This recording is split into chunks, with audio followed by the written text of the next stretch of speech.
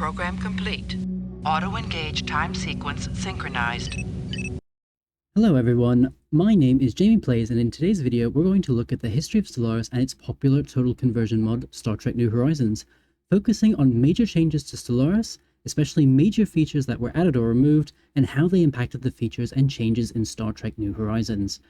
Before starting, I want to personally thank the Star Trek New Horizons development team, without whom we would not have this fantastic mod, and without which I would not have been able to build my YouTube channel. I will not be mentioning every single change, tweak, fix, and balance change in this video, but please know that your work is greatly appreciated. I think I can speak on behalf of the community when I say we can't wait to see what you'll do next. If you enjoyed this video, please remember to like and subscribe to my channel. If you have any questions, leave them in the comments below, and either myself or someone else will try to get back to you with an answer. Stellaris 1.0 was released on the 9th of May 2016 with the basics of many of the features we know and love today. Stellaris was released after the successes of games like Europa Universalis 3 and 4, Victoria 2 and Crusader Kings 2, promising to be the best thing from Paradox Interactive, its producer. It promised to be a leap forward in the 4X genre, doing things that had never been done before. It also combined the 4X genre with real-time strategy gaming, which was rare for 2016. It was received primarily with love on Steam, with an overall rating of very positive, and the negative reviews focusing on wanting more content and more variety, which was eventually provided with successive updates. The Star Trek New Horizons development team was also formed around this time.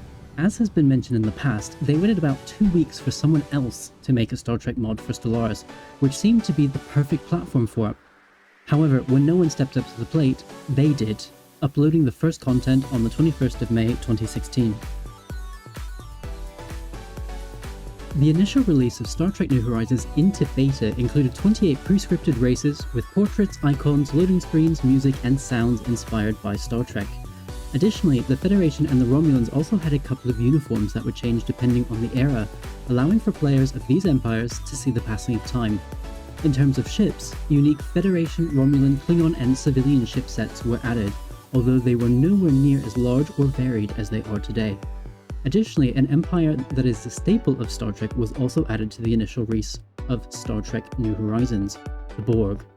They were meant to be a crisis at this time, and were unplayable. Stellaris quickly released several hot patches and fixes for the initial release. While keeping up with these, followed by the release of the 1.1 patch known as Clark, the Star Trek New Horizons development team made further updates, tweaks, and balance changes to the mod, but the most significant changes during this period were the addition of the Dominion, Vulcan, and Gorn factions, each of which also had its own unique ship set. It was during this time that two sub-mods for Star Trek New Horizons appeared, both of which are still in use today. They are the Star Trek New Horizons music mod, which added many of the beautiful soundtracks we know from the films and the shows, and the Federation UI mod, the first in a series of UI sub-mods for specific empires in Star Trek New Horizons. You can download both of these to enhance your Star Trek New Horizons experience. The link to their Steam Workshop pages is in the description below. The release of the 1.2 Asimov patch on the 27th of June 2016 saw the first features added that directly influenced Star Trek New Horizons development in terms of additional functionality, introducing new Federation, diplomacy, and war goal mechanics. These included things like migration treaties and non-aggression pacts, setting specific war goals, and many others. In addition to incorporating these changes, there were many fundamental additions to Star Trek New Horizons. These included 38 new major and minor races, including various members of the Federation and Dominion, races in the Delta Quadrant, and most notably in Star Trek lore, the Cardassians. For fans of the Romulan Star Empire, you could also now control Romulus directly. In terms of ships, many new ships were added for the Federation, Romulan, and Klingons based on the TOS era.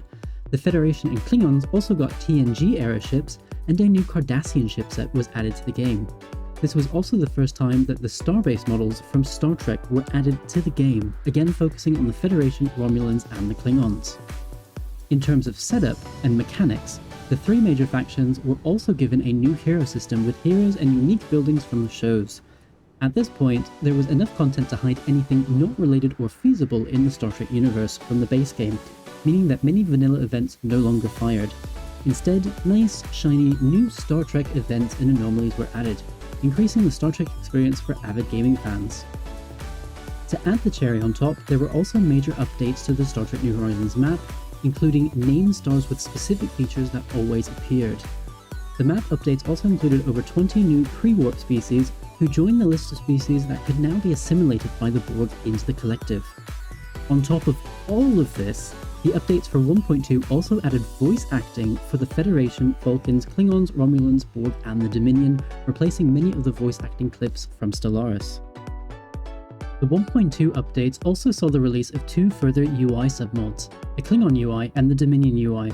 These can still be used today when you are playing as these empires for an even more immersive experience as you fight for glory, whether that be for the Empire or for the Founders. A third submod was also released, known as the Star Trek New Horizons submod. At the time, mods in the Steam Workshop could only be a maximum size of 2 GB. The mod had quickly reached this limit and the submod was a workaround. It had to be loaded after the main mod and it added more flavour to the game. Eventually, items that added flavour but otherwise did not change the game were moved to the submod from the main mod. Fortunately for us nowadays, the limit for mod sizes was increased and the submod is no longer available, as all content has been included in the main mod. The release of the 1.3 Heinlein patch on the 20th of October 2016 added the first features that would not be used immediately in Star Trek New Horizons, but would be added later, enclaves. Something that was more useful at the time was wars between fallen empires, known as unaffected races in Star Trek New Horizons. The 1.3 update added the Wars in Heaven, which saw these old, stagnant empires awaken and attempt to dominate the galaxy once more.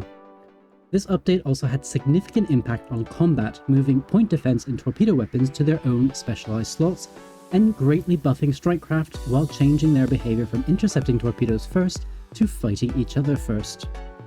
On the politics and diplomacy side, 1.3 also introduced new edicts that would make their way into the mod, including capacity overload, and Federation Association status, which acts like a non-aggression pact with all Federation members and the Associate, improving relations and building trust over time.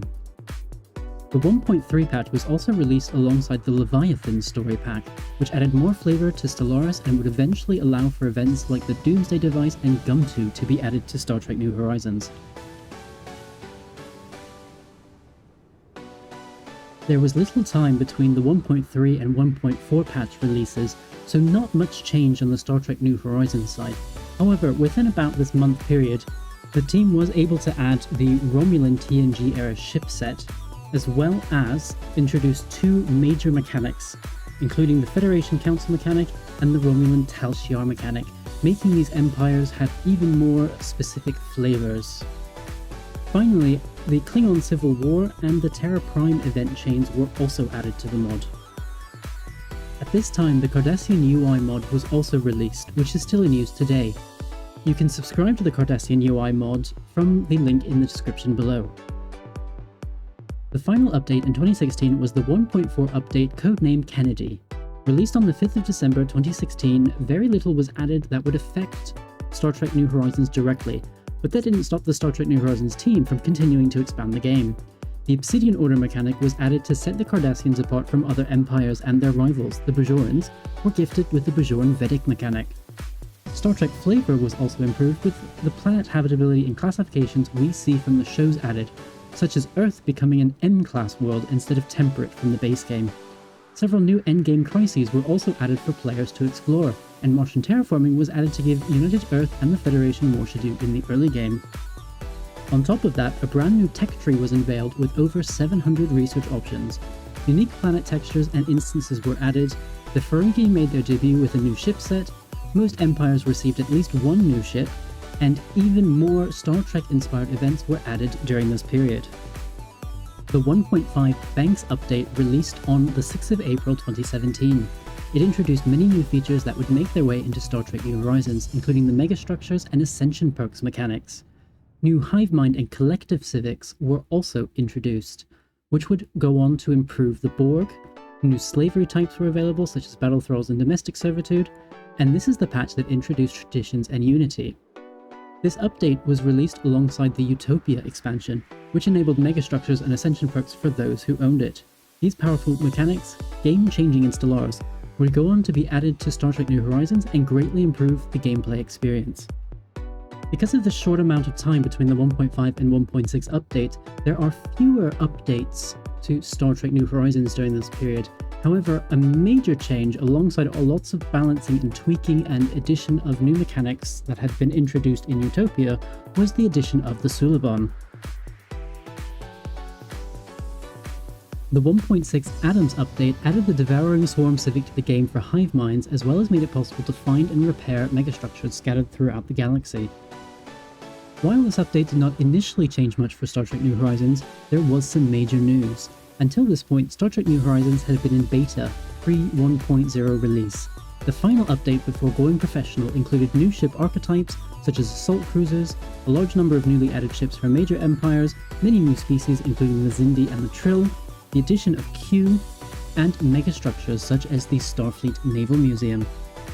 The second major update during this period was the beginning of Star Trek New Horizons' professional career. The Assimilation release marked its move from beta updates to full versions. It also started the tradition of giving names to versions with a large amount or major changes. As you might be able to guess from the name, the main focus of this release was the Borg. The Borg became a playable faction within this update, and Assimilation was reworked with the Devouring Swarm Civic, making it even more potent. The update included new species such as the Kobali and Vidians, as well as a new Delta Quadrant, Birth of the Federation, and random maps. The tech tree had also been expanded to over 1,100 tech options, and for the first time, all weapons within the mod were directly related to Star Trek rather than borrowing from Stellaris. But it was not only the weapons and new ship archetypes. A new deep space station structure was also released, and Star Trek New Horizons began making ships fill unique roles with unique components for ships. In addition to the Borg, the Vidians also had a brand new ship set, and the Tholians, Breen, Klingons, and Kazon also received a couple of new ships themselves. This was all accompanied by many new events and anomalies from the shows, and the Klingons finally received a full set of Klingon voice acting clips, ready to challenge anyone in the galaxy. Other additions to the Star Trek New Horizons family included the Romulan and Borg UI submods, both of which can be downloaded from the link in the description. There was no 1.7 update, but rather a 1.8 update called Shapek, which was released alongside the Synthetic Dawn story pack. This update had added machine empires and robots into the game, including creating new traditions, jobs, and more. For Star Trek New Horizons, the 1.8 updates saw more expansions, especially for the Borg, and included more mega projects. Borg construction ships could now build subcomplexes and also attempt to take over a colony, instantly assimilating pops and taking a large number of resources via a mega project. The Borg also gained unique tradition trees. With the addition of machine empires, the Kravik and Praelor automated personnel units were also added, as well as the Kelpians. Finally, the Orions received a new ship set and numerous events and anomalies were approved upon. The 1.9 Bull update was the last update for both 2017 and Stellaris version 1 releases. Released on the 7th of December alongside the Humanoid Species Pack, it added very little in the way of usable content for Star Trek New Horizons. However, after innumerable bug fixes, tweaks, and balances, Star Trek New Horizons saw its second major update with the release of Victory is Life, focused on the Dominion. The Dominion were given the Great Link mechanic, allowing for the Founders to dominate the galaxy as they wished. The Dominion member state type vassal was also added, along with flavor for the Dominion, such as the 100 event chain, Polaron weaponry, traditions, technology, and unique megastructures, and genetic engineering for the Vorta and Jem'Hadar. The Voth, Kobali, and First Federation all gained new ship sets, and the First Federation, Metron Consortium, and Cytherians were added, joining the Voth and the Herc, all of which became unaffected races. The Vulcans also came out with new ships and stations, and generic versions of each were added for factions that did not have their own yet. The Beneans were also added as a faction, and the Ocean Hunters, Tosk, Screens, Borg Cooperative, and Unimatrix Zero all became playable with this update. Finally, the Alpha and Beta Quadrants also received some attention with the NX Project event chain and the Bajoran wormhole events. New invasion modules were added for most types of large ships, allowing for large ships to attempt to conquer planets. The Federation Council mechanic was also expanded to add more diplomatic and domestic options, and the Klingons were among the factions to receive unique buildings. Stellaris 2.0 was released on the 22nd of February 2018, changing the game forever with a huge overhaul for ships, fighting, and getting from point A to point B. Gone was the parallel FTL travel systems of warp, gate, and hyperlane technologies, and in its place was simply hyperlane travel, which has been the case ever since. While the old warp and gate travel systems were removed, the code would eventually be repurposed into wormholes, abandoned gates as megastructures, and more in future updates.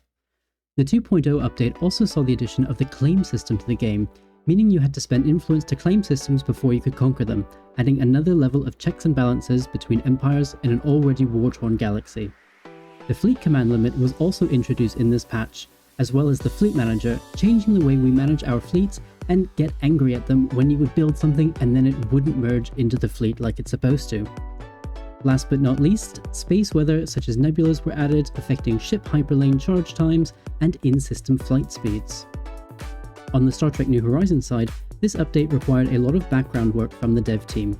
A hyperlane travel had to be adapted from Stellaris to attempt to simulate warp, and the team was able to slow down inter-system travel speeds and increase system connections to come up with a good approximation for warp, which would be improved upon in later patches. In terms of new content, Species saw the biggest gain in this update, with the Ocompans, Tellarians, and Augment Connate, including its event chain, added, and the Akamarians, Antedans, Sanaa, and Tellarians also became playable. Stellaris 2.1 was a smaller update that saw the addition of the L Cluster, a special area of space sitting just outside the main galaxy that the player could now access via abandoned L gates, megastructures that could be claimed and repaired, allowing for great risks and great rewards. We also saw the addition of binary and trinary star systems, adding more flavor and eventually some new possibilities to the game. While it was a small update for Stellaris, the 2.1 era saw several large changes to Star Trek New Horizons, including 2 new named versions during this time. The initial update added many new events and event chains, species such as the Lesepians, Lurians, Zenkethi, Valerians, Shepalites, and Euridians, and even new mechanics such as the suppression of dissidents for our favorite authoritarian empires and the neutral zone mechanic for the Federation. In fact, this was the first named update, which debuted and greatly improved upon this mechanic, added the mirror invasion, and many of the TOS Enterprise events from the shows and event chains from the films. Not long thereafter, Birth of the Federation was released, which was focused on the Federation initially. In addition to new content and events such as distress calls, the Federation fleet saw an overhaul of over 40 ship classes, and the Starfleet Museum made its debut, automatically retiring outdated ship classes. With this new mechanic came another, Tech Level. This update made it so that weapons from the TNG era could not be installed on an NX-class ship, for example, meaning that both your ship tech and the tech for your weapons and other components had to be roughly equivalent throughout the game. These updates were the beginning of the end of the old year-based era system. Remember warp and gate travel? Well, this update was also introduced a new jump drive for advanced cruisers based on what we saw in Discovery, which would also go on to influence the special high warp functions of advanced warp drives that would be introduced in a later patch. With all of these changes, it also makes sense that a large number of ship components were updated to use this new system as well. The Federation also gained access to a unique embassy building. On the non-Federation species side, the Xindi received a council mechanic, the Tal Shiar and the Obsidian Order had brand new shiny HQ buildings, and many other unique buildings were added, such as the Bank of Boleus. In a nod to Discovery, the Saurians were also added in this patch. 2.2 ushered in brand new, massive changes to the economy. The first was to planets and pops, replacing the old tile system with districts, buildings, and jobs that pops would work. Along with rulers, specials, and plebeian jobs, came the trade value mechanic and a DLC featuring a new type of empire that specialized in getting as much of it as they could, megacorps. But monetary empires were not the only ones to benefit. All empires gained access to new civics and traditions mechanics, and with all of this newfound activity, the galactic and slave markets were set up to take advantage of it all. 2.2 also saw the addition of an administrative cap to Stellaris, over which started to cause penalties. Colony Foundation events also were added at this patch, with swarms eating your robot pops, Titanic life walking through your cities, and much more. For Star Trek New Horizons, another huge change in Stellaris meant another large rework had to be done, especially to planets to use the new job system while retaining an older version of buildings and district functionalities that reflected the Star Trek universe better. However, they did have some time to fit in additions in the forms of the Barzan, Telosians, and Turai, adding a new crew resource to man your ships and stations, full ship sets for the Nausicaans and Temerians, individual ships for pirates, and a Galactic 4 megastructure. The Tal Shiar and Obsidian orders were also able to target specific empires for their espionage acts with this patch, rather than having lists randomly drawn up. 2.2 also saw the release of the Ferengi UI mod. The 2.3 update added relics and archaeology to the game, adding more unique flavor and archaeological events for empires to explore.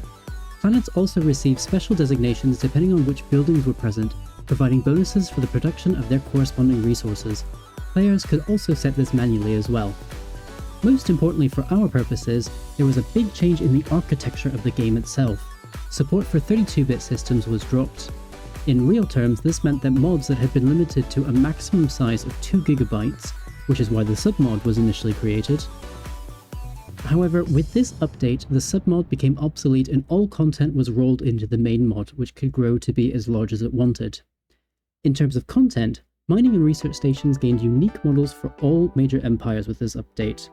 Additionally, the Delta Quadrant automated personnel units also received their own voice acting. Unique Star Trek relics, including the Bajoran Orbs, Sword of Kahless, and the Doomsday Fragment were also added. Many events were also changed to make use of the new archaeology dig site mechanic, and Star Trek Strange New Worlds gave us a modern-day take on the Gorn, which was also reflected in the mod at this time. From the perspective of Star Trek New Horizons, the Stellaris 2.4 update was relatively small, only adding the new Paradox launcher to the game. This changed how mods were handled by the game, allowing players to create their own groups of mods and having multiple groups available in parallel. However, just because the 2.4 update was small does not mean that the dev team sat on their heels and did nothing. In addition to a brand new shiny Universal UI mod, one of the largest updates in Star Trek New Horizons history was released, Into the Mirror Darkly. It changed how many things work, including terraforming, how the galaxy was generated, ship speeds, as well as district and building systems.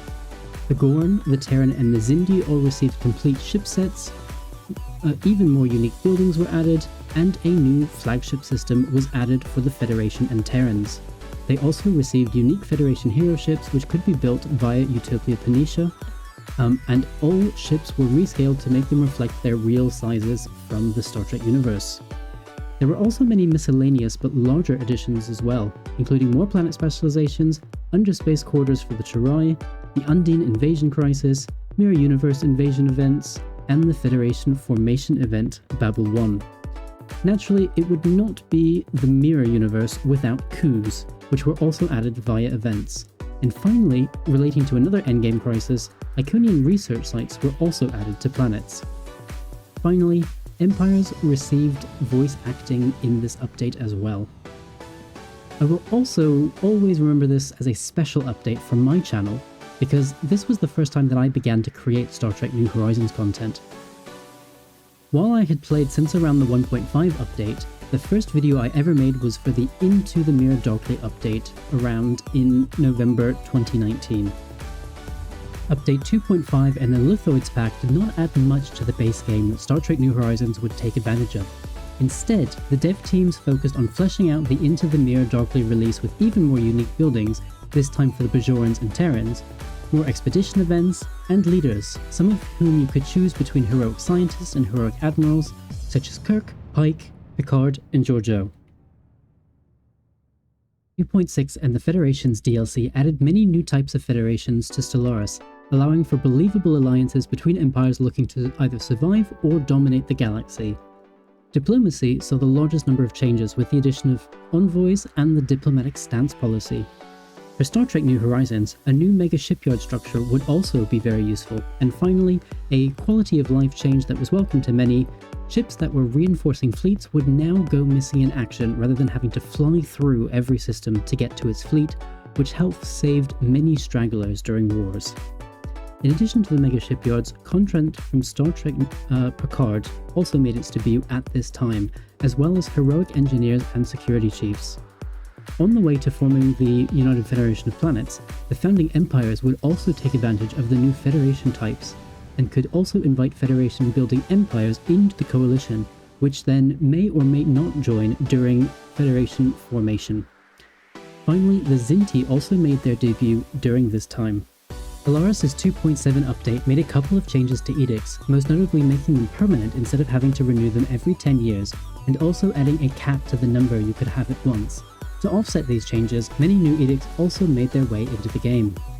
The Star Trek New Horizons devs were most likely on steroids at this time, as many new things were added to the game.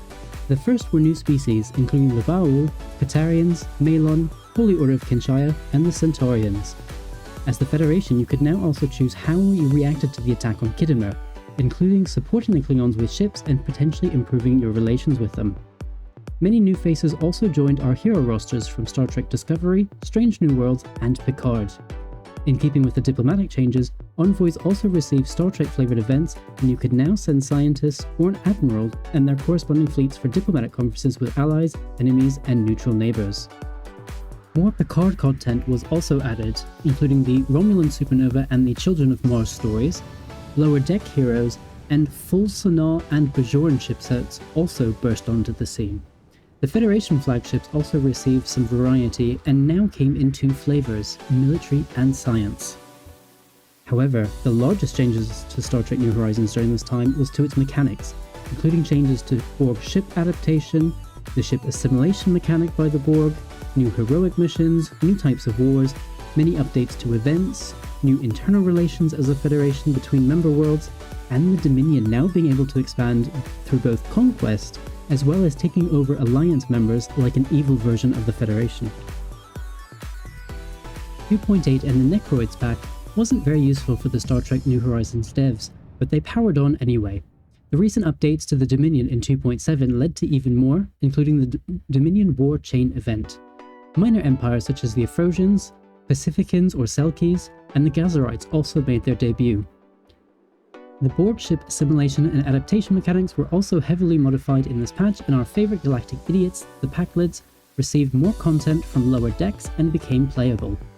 They, along with the Vantwar, Zinti and Talaxians, received full ship sets, the Bajorans gained an interceptor, the Herodians had brand new, nice, shiny battlecruisers and frigates, and both the Klingons and Federation boasted many new ships and ship variants.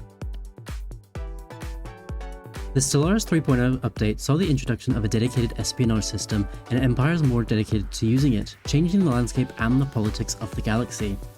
In addition to its rolling implementation in Star Trek New Horizons, for example with the old Tal Shiar and Obsidian Order mechanics being replaced with this new espionage system, Star Trek New Horizons also saw the release of the Scorpio expansion, which focused on the Undine. They got Fluidic Space Cluster to call a home, a ship set, several events and event chains, and were playable from the start. Their biggest enemy, the Borg, also had the assimilation mechanic reworked as part of this update. We also saw some more additions, such as the technology seen from Star Trek Picard, Science Division megastructures, new species in the Delta Quadrant such as the Alarians and Hazari, more ship sets also for Delta species quadrants such as the Prelor, the Kravik and the Hazari, and then in the Alpha and Beta quadrants the Federation also saw its ship roster expand. Stellaris 3.1 did not add anything significant that would change Star Trek New Horizons, so the devs continued expanding the mod as they saw fit, adding more species, including the Aurelian Parliaments and the Chalnoth. There was also several new changes to reflect new information presented in Star Trek Lower Decks, including the addition of many new heroes. In the realm of ships, the devs also figured out a way to include the Titan ships from the base game in Star Trek New Horizons. They included the Anarex time ship for the Krenim from Voyager, the Xindi Planet Killer from Enterprise, and the Vengeance for the Terrans. Shifting to the Alpha and Beta quadrants, new missions for the Mugato from TOS and the Bajoran Wormhole were added. A new shipboarding mechanic was also added to Star Trek New Horizons via marine modules which could be installed on certain ships. The Federation, Klingons, Romulans, Herodians, Cardassians, Dominion, Suliban, and Pakled all gained access to it. There were also a large number of updates to traditions to take advantage of the new espionage system, including reworking all the old ones and adding some new ones, especially for the major empires. all traditions now use the new tradition system, with Section 31, the Tal Shiar, and Obsidian Order being added as unique ones for the Federation, Romulans, and Cardassians respectively. Stellaris 3.2 also did not add anything significant that would change Star Trek New Horizons, so instead we got a lot of new species, including the Alasians, Quomarians, and Terran Commonwealth, Lyrians, Medusans, Chalarians, Selkies, Mizar, and Malkorians.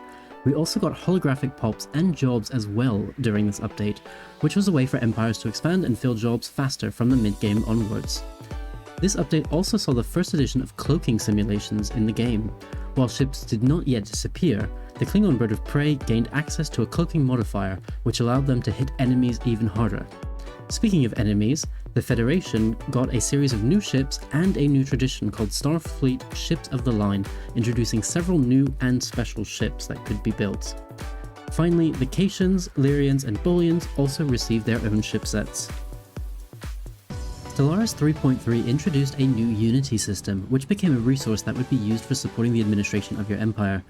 Unity took on some aspects that had previously been supported by Empire size, influence, energy, and other resources, meaning that there were a lot of changes needed in Star Trek New Horizons. As a result, all edicts, relics, megastructures, and pop faction systems had to be converted to the new Unity mechanic. For unique additions to Star Trek New Horizons, 3.3 also saw for the first time the Canon Wars mode, which guided Empires to fight the wars we saw in the films and shows. Heroes also received a new aging mechanic, which would alter the portraits of leaders to show their age progress.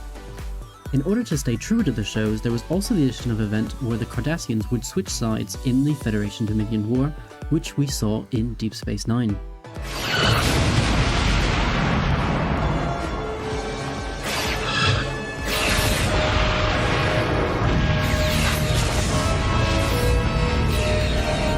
Speaking of deep space stations also became possible to build after the 3.3 update, acting as special ships which you could customize in the ship designer and then build like a megastructure using construction ships. There were also several map updates during this update to reflect new information from the shows and to better balance the galaxy.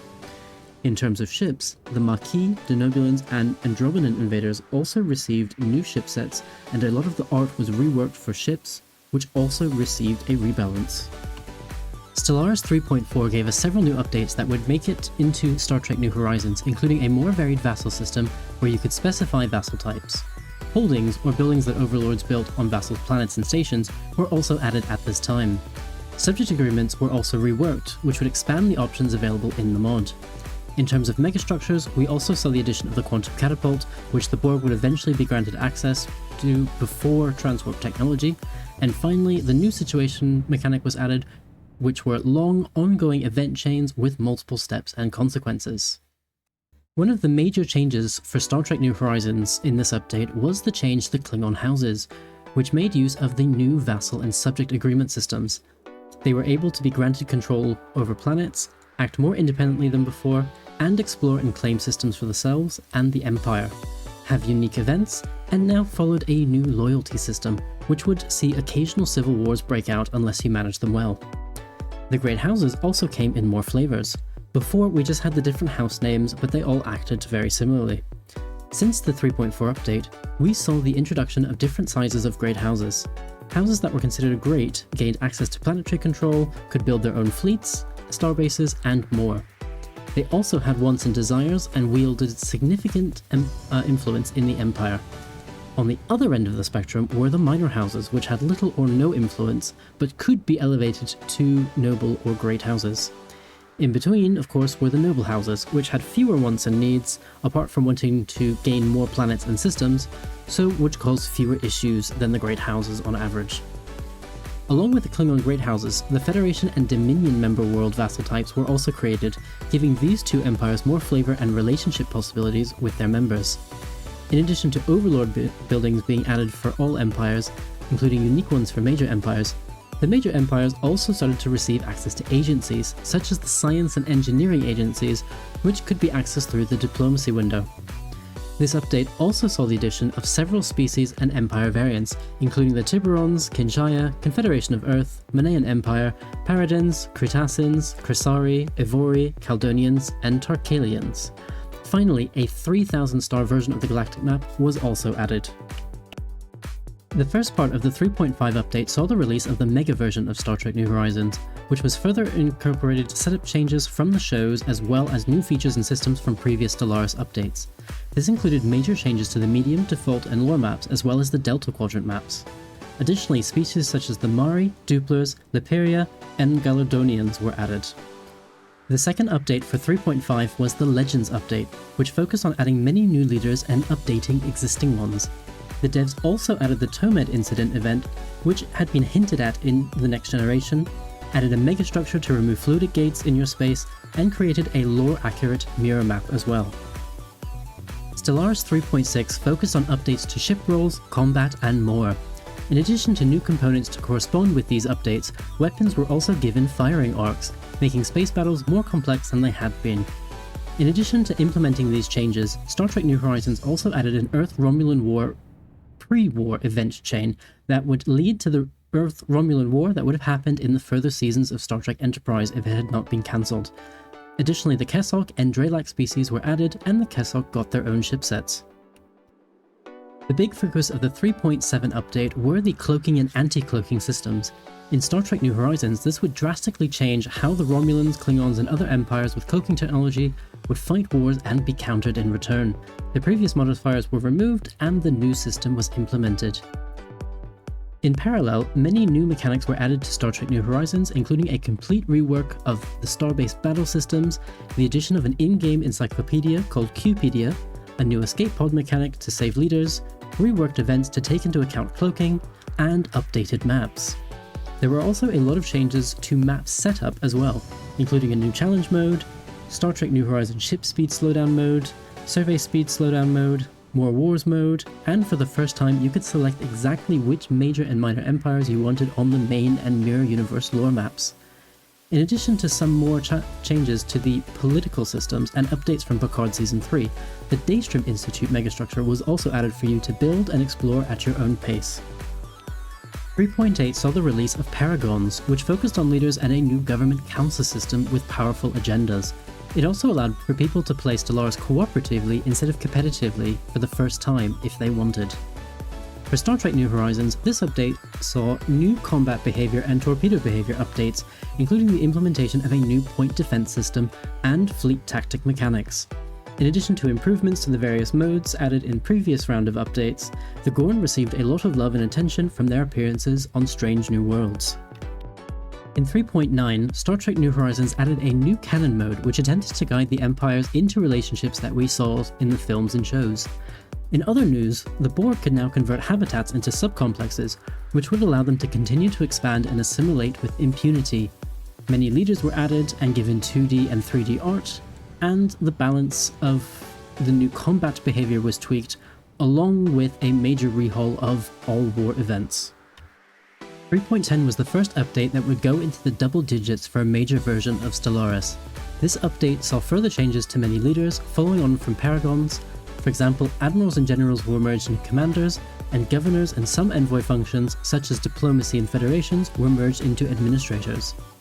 Another change was that any leader could now govern planets and sectors. Scientists would generally give more scientific bonuses to planets and sectors, while commanders would add military benefits. The outliner on the right-hand side of the screen also received its first update in a while. With the new tab system came new views for ships and fleets, megastructures and factions, planets, sectors, starbases, and more. The situation mechanic was also added to the outliner for the first time as well, allowing for easier access. Star Trek New Horizons released the Next Generation update, which was one of the largest releases to date. Rather than starting in 2150 during the Enterprise era, you could start after TOS in the Lost era before TNG. This included all of the new pre-TNG versions of maps, a submod to change the date, new tech, and lots of rebalancing and reworking of various systems to make this possible. Many of the leaders that we knew and loved from the shows were also refreshed for this update, moving them into line with the new administrators and commander system. There was also updates to how ships traveled around the map, with a maximum warp feature available for warp engines above Tech Level 5. New war stories arcs and event chains were converted to the new situation mechanic, and speaking of converting, old ships could now be converted back into raw materials to help you build the next generation of the fleet. For Star Trek New Horizons, 3.11 saw more updates to leaders and events, including a new Admiral rank progression system for commanders. More events and stories were also converted to the situation mechanic and updated for an improved flow between chapters. In terms of setup, you could now also disable crises at the beginning of the game. Finally, there were major 2D and 3D art upgrades, this time including many ship models that were implemented in this patch. 3.12 saw the release of a Mirror Shattered update, which focused on bringing the pre-TNG era to the Mirror Universe. In addition to all the new starts, there were 2 new pre-TNG Mirror Universe maps, 3 new empires, which were the Terran Resistance, the Klingon-Cardassian Alliance, and the Republic of Hope, and there were many new events and situations based on the Mirror Universe. For the wider mod, the Star Trek New Horizons combat mode was added, which was meant to make combat more realistic for Star Trek New Horizons from an in-universe perspective. Science ships were also now able to equip weapons, allowing them to minimally defend themselves against threats. The old flagship system was also converted to a new type of ship, an exploration cruiser, of which a limited number could be built. This allowed players to design their flagships in the ship designer just like they would any other ship. Finally, a lot of new ships and ship sessions were also added, including full Talaxian and Nautican chipsets. The Borg assimilation mechanic was also converted to a situation mechanic, which allowed you to assimilate specific pods rather than just random ones if you wished. Aging was also added to more leaders, including these changes being reflected in their artwork. A new species, the Brakar, also made their debut in this update. The old Federation neutral zone mechanic was also updated so that the neutral zones could be renegotiated as borders grew and changed. Finally, the Prodigy simulation train was also added, giving us the events from the show. 3.13 saw the release of Cosmic Storms for Stellaris, which was incorporated into Star Trek New Horizons in hazardous systems such as the Briar Patch and the Badlands. If you don't want to play with the Borg, you don't have to, as starting with 3.3 you could also remove them from your game at startup. Finally, an advanced diplomacy menu option was also added in this update that let you contact a list of agencies and institutions that had been added in previous patches. 3.14, the last major update before Stellaris version 4.0, added the Grand Archive, allowing you to hoard and display treasure from around the galaxy. In addition to its implementation in Star Trek New Horizons, along with many new relics and specimens that were specific to Star Trek, a new Deep Space Science Station megastructure was also added. The Borg mechanic events were also moved to situations in this update, and the Romulans and Klingons received their own versions of Utopia Phoenicia, which allowed them to build their own unique hero ships. There was also big news in both exploration and combat, with exploration clusters being added to which expeditions could be sent. Fleet capacity was also increased from the previous maximum of 5,000 to a total of 8,000, allowing for bigger and badder fleets. Leaders could also now be captured if a ship was boarded, allowing them to be recruited, assimilated, ransomed, or executed. And finally, the Hydrogen Empire also made its debut in this update. Thank you very much for watching this video on the update history of Stellaris and Star Trek New Horizons. As we wait for the release of 4.0, I would like to thank the Star Trek New Horizons developers once again for all of their hard work that goes into this mod. Without them, we would not have one of the most amazing Star Trek games to ever be made, and I would almost certainly not be as successful on YouTube as I have been. Please definitely support them by joining the official Star Trek New Horizons Discord, which I have linked in the description below. It's also a good place to start to report any bugs and to make suggestions for additions to the mod as well.